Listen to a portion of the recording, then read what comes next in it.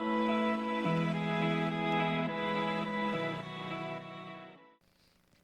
everybody. Welcome to Dive Deep. I'm Shelby Cornett. I'm the ministry assistant at Cambridge City Christian Church, and I'm with Danny.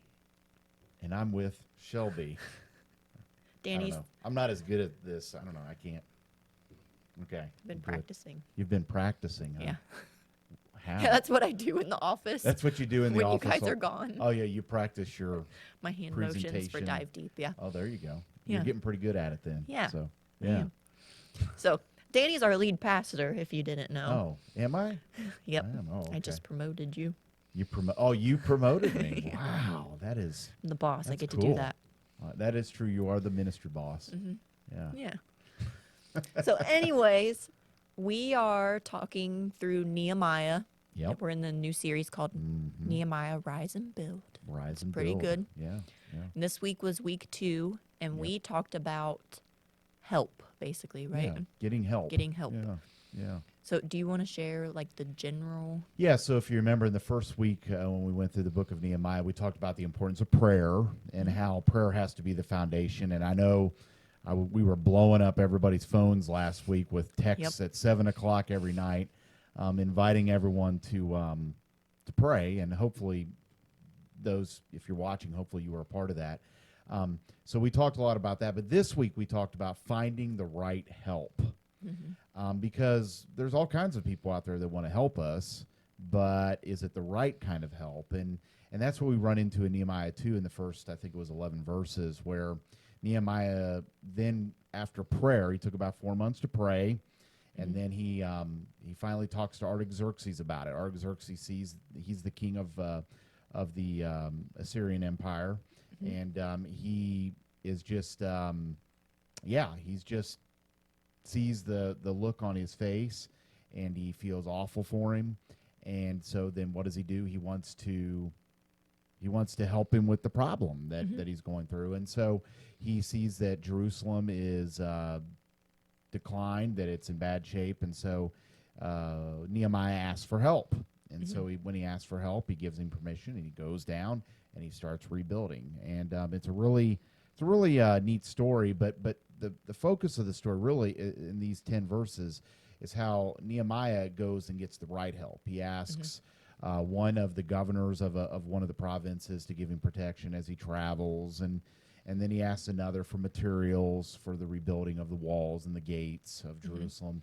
So again, Nehemiah knew that he had to get the right kind of help to get this job done, that he wasn't going to be able to do it all by himself. And that was pretty much the application for us individually, is that we too often ask for the wrong, we either we don't ask for help or we ask for the wrong kind of help.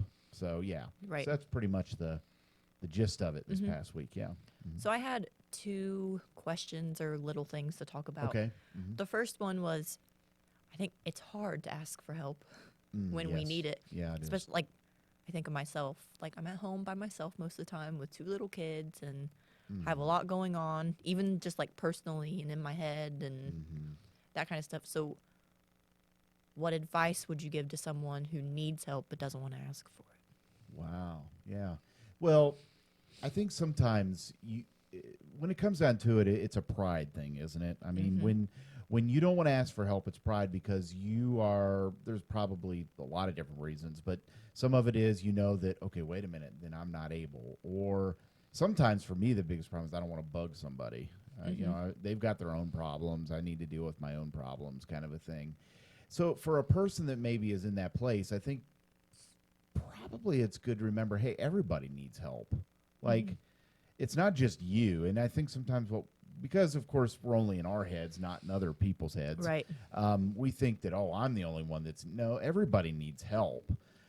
So God created us for each other, to be there to support and help each other. Created us for him first, to have a relationship with him, but he created us for a relationship with each other to help each other. And honestly, I would even say that a true mark of a disciple of Jesus is someone who's willing to ask for help. So if you want to be a good disciple, it's not only asking for help from Jesus, but it's from others too. So laying aside your humility and realizing that other people need help too. And here's another thing. Let me ask you this: Do you like it when somebody asks you for help and you're able to help them? Does that Yeah. feel good? Mm-hmm. So what I would also say is, if you're having a hard time asking for help, remember that aspect of it too. Right. That by them helping you, it's a blessing. Yeah. Like they're blessed by it. So it's kind of the opposite of what we usually think. We think that when we ask somebody, it's a burden. Right. And I'm not gonna lie. I mean, there's probably a person or two out there that's like, oh, whatever. But for most people, it's a blessing. They're like, wow, it feels good to help somebody. Right. I thought about that after Sunday's sermon. Like, I hate asking for help, but I really like helping people. So, Yeah. So they do too. yeah, I kind of contradict myself. Yeah, and it is. I think that's where like the sinful nature comes in. Like the sinful nature is telling us you got to do it on your own. How dare you ask someone else? You got to. It's the pride, and somehow we have to say, wait a minute. Actually, I'm blessing someone by asking them to help. So that would probably that does help me whenever I Yeah. do ask, because I know it's a blessing for them. It makes them feel good that they're doing Right. something to help someone. Yeah. Yeah, that was good. I don't know. Yeah. The other thing Mm-hmm. was, how do you know you're asking the right person? Yeah. So Sunday, I pretty much laid out two different things, right? One of them was, I said we needed to find somebody who is discerning, someone who takes their time to assess. In other words, they don't just try to give you the problem right off the bat. And I shared how I have a problem with that sometimes. I think a lot of people who are in leadership roles feel like they have to solve problems right away. And I make that mistake even when I go home. Yeah. Like, my kids have a problem or my wife has a problem. I'm like, okay, here's the solution. Do this, and this. And then, and that's not usually what they want. They just want to be heard out. Now, that doesn't mean over time maybe they might not want some ideas, but we need to find people in our lives who are willing to listen to us and truly understand what our problem is. So look for a good listener. I think that's a good sign of the right kind of person. And then the other thing I mentioned was that they love you and they love the truth. And it has to be both. Right. They need to love you so that when they tell you the truth, you know that they're doing it for your betterment, not just to go off on you or whatever. I mean, we've all been there, right? Like, Yeah. maybe we had a boss or something that we really felt like didn't care about us, and they say something to us. It hurts a lot.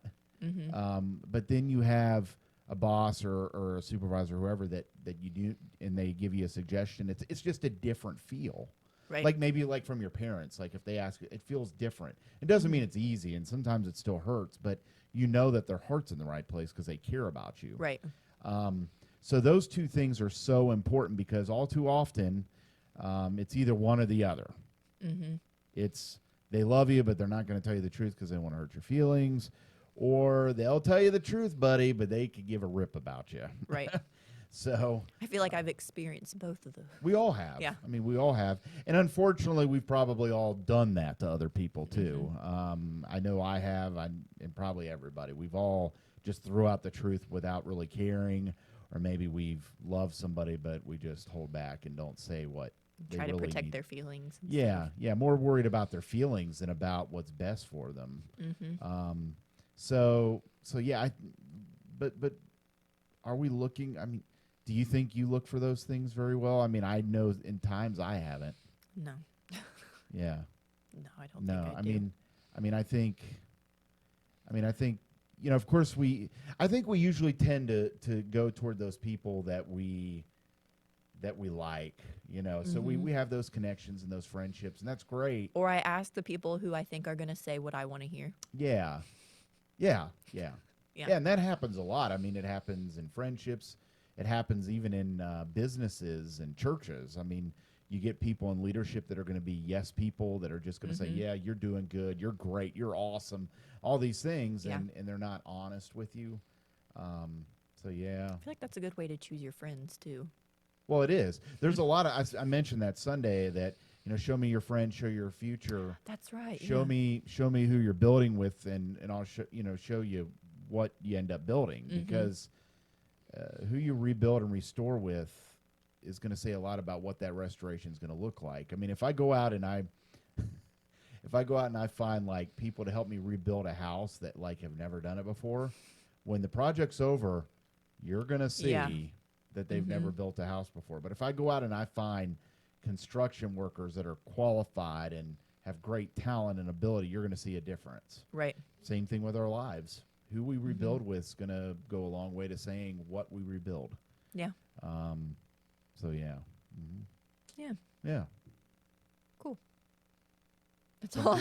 Something to think about, right? I know. Now my mind's turning. Yeah. Yeah, because we don't I don't know. I'll keep the building analogy going here. So like if you go out and you're going to build a house, you probably are going to look for somebody that's qualified. You know, you want to find somebody that's done it for a time. They've got maybe you've even seen other examples of what they've built and the quality of it. Not just your best friends that you're going to have fun building a house with. Yeah, yeah. But what I was going to say is, why don't we do that with our relationships, with our close friends? Like, we should have relationships with all kinds of people, even people that, like Jesus did, even with people that maybe whose lives are really a mess. We should still have those relationships. But our closest friendships, do we really take the time to discern whether we should have that close relationship? Right. Or have we just jumped into it? Right. And I'm afraid too many times in my life, and I'm sure many of those watching, we just jump into it and we don't really say, okay, is this the right person? Right. So Yeah, that makes a lot of sense. yeah. So that's all I had. That's to all you ask. got? That's all I Oh, got. this was an I didn't easy even one. take notes. Well, look at you. I rolled with it.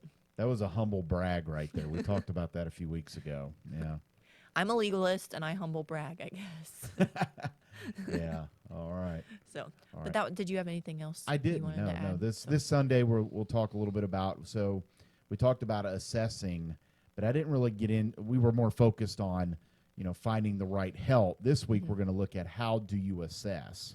Like, what should you be looking for in assessing the damage in your life, and then what do you do to go about restoring it? So we'll get into that a little bit this week. That'll be cool. Yeah, it'll be a good one this week. So, all right. Well, make sure you watch the Nehemiah series. It's pretty cool. So join us Sunday, either in person or online, and we will see you guys next week.